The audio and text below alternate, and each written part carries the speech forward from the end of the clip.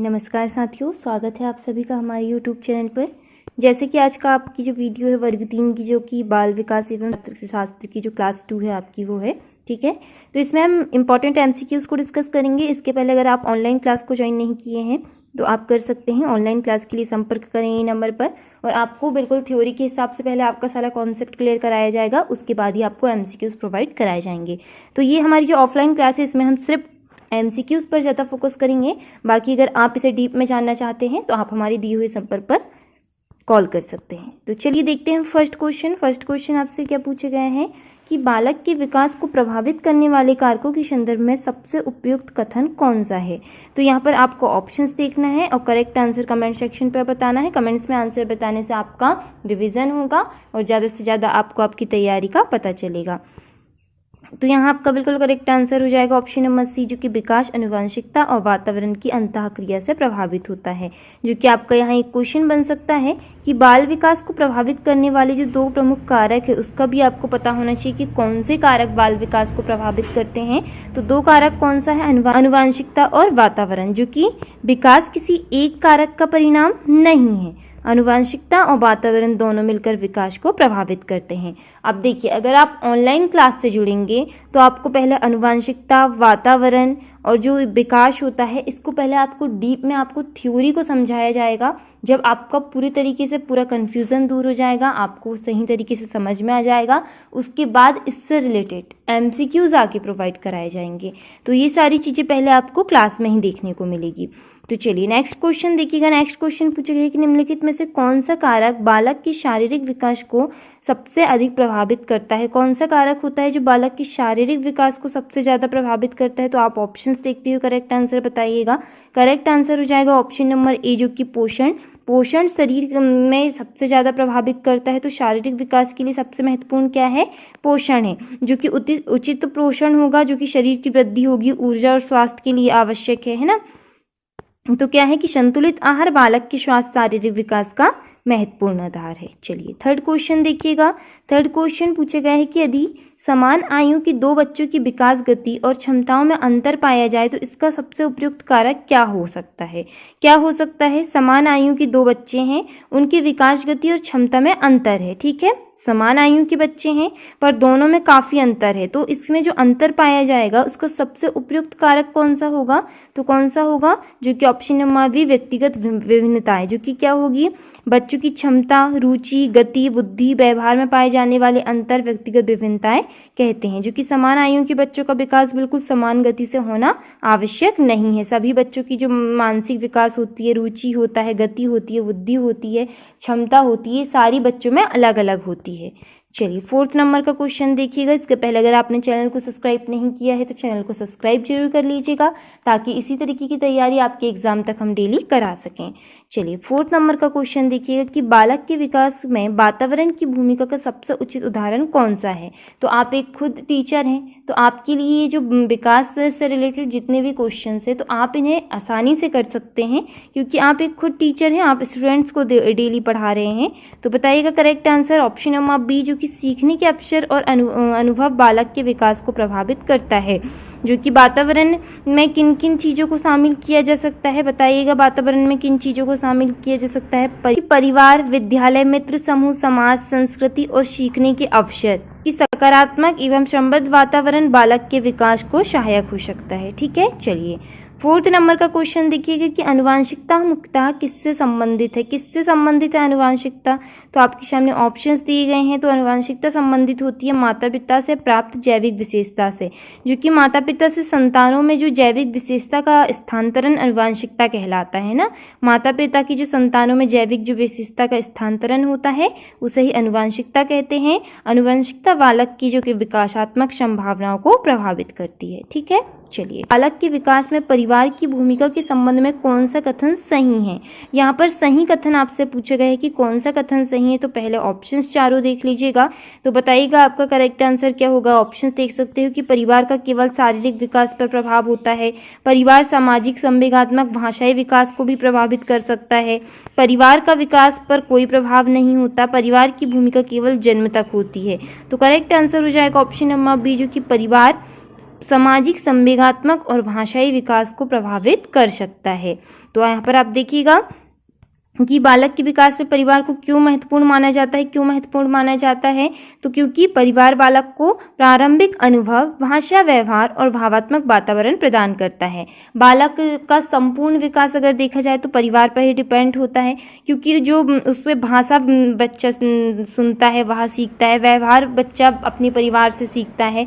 तो ये सारी चीज़ें जो परिवार बालक का पहला और सबसे महत्वपूर्ण सामाजिक वातावरण होता है, उसी से निकलकर वो आगे के वातावरण में प्रवेश करता है। ठीक है, चलिए 7th नंबर का क्वेश्चन देखिएगा कि बालक के विकास में विद्यालय का प्रभाव किस रूप में देखा जा सकता है। किस रूप में देखा जा सकता है? तो वह देखा जा सकता है सीखने के अवसर, सामाजिक संपर्क और अनुभवों के रूप में। तो विद्यालय बालक के विकास में किस प्रकार सहायक होता है?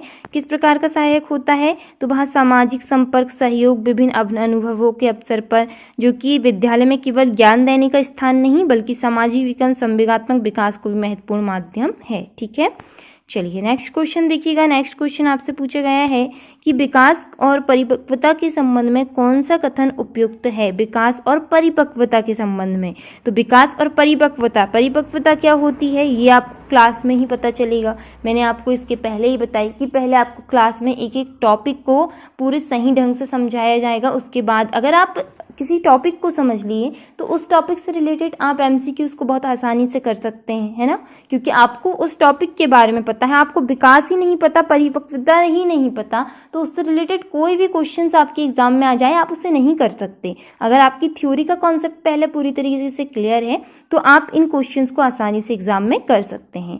तो बताइएगा ऑप्शन नंबर बी, जो कि विकास में परिपक्वता के साथ अनुभव और सीखने की भूमिका होती है। जो कि परिपक्वता से क्या आशय है? तो शरीर में होने वाले प्राकृतिक एवं जैविक परिवर्तन, जो शॉर्ट रूप में आप देख लीजिए, और जो विकास की तैयारी में सहायक हो उसे ही हम परिपक्वता कहते हैं। जो कि परिपक्वता मुख्यतः क्या होती है? जैविक प्रक्रिया है, जबकि विकास अधिक व्यापक प्रक्रिया है। ठीक है, ये मैंने आपको शॉर्ट में समझाया, इस तरीके से आपको डीप में क्लास दी जाएगी। नेक्स्ट क्वेश्चन देखिएगा 9 नंबर का क्वेश्चन कि बालक के संवेगात्मक विकास को प्रभावित करने वाला महत्वपूर्ण कारक कौन सा है? बालक के संवेगात्मक विकास को कौन सा कारक प्रभावित कर सकता है? परिवार का भावात्मक वातावरण, केवल ऊंचाई, केवल वजन या केवल पाठ्य पुस्तक? बताइएगा। तो जो कि परिवार का भावात्मक वातावरण, जो कि बालक के संवेगात्मक विकास के लिए कैसा वातावरण उपयोगी है? सुरक्षित, प्रेमपूर्ण, सहयोगी, सकारात्मक वातावरण, इसी से बच्चों का विकास संभव है। परिवार और सामाजिक वातावरण बालक की भावनाओं तथा भावात्मक व्यक्तिगत को प्रभावित कर सकते हैं। 10 नंबर का क्वेश्चन देखिएगा। 10 नंबर का क्वेश्चन है कि यदि बालक को घर और विद्यालय में भाषा में पर्याप्त अवसर मिलते हैं तो इसका विशेष प्रभाव किस पर पड़ सकता है? किस पर पड़ सकता है? विकास पर पड़ेगा, ऑप्शन नंबर ए, क्योंकि बच्चों को बातचीत, कहानी, प्रश्न पूछने, अपने विचार व्यक्त करने के अवसर दे सकता है। भाषा का विकास सामाजिक संपर्क और भाषा संबंधित अनुभवों से संबद्ध होता है। 11 नंबर का क्वेश्चन कि बालक के विकास पर सामाजिक, संस्कृति, वातावरण का प्रभाव किससे स्पष्ट होता है? किससे स्पष्ट होता है? तो वह होता है बालकों के व्यवहार, भाषा और सामाजिक मान्यताओं से।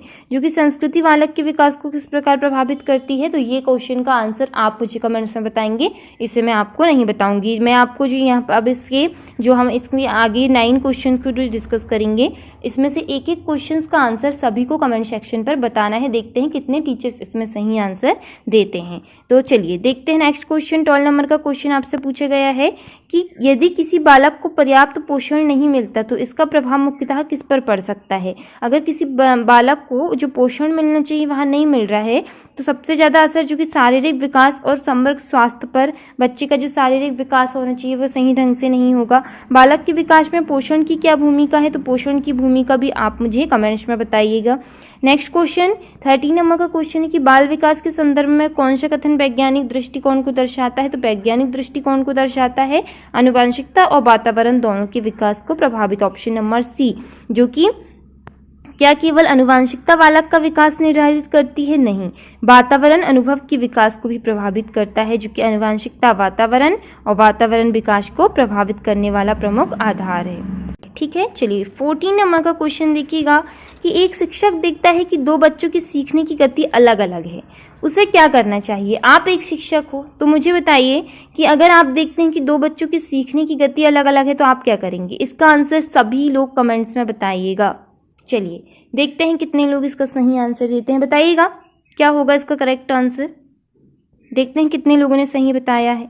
ऑप्शन नंबर सी, जो कि व्यक्तिगत विभिन्नताओं को ध्यान में रखकर शिक्षण करना चाहिए।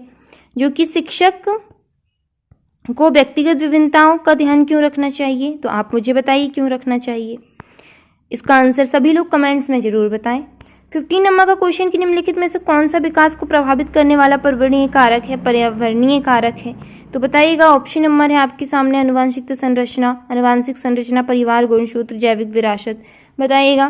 करेक्ट आंसर हो जाएगा परिवार, जो कि पर्यावरणीय कारकों के 2 उदाहरण दीजिए, जो कि परिवार और विद्यालय,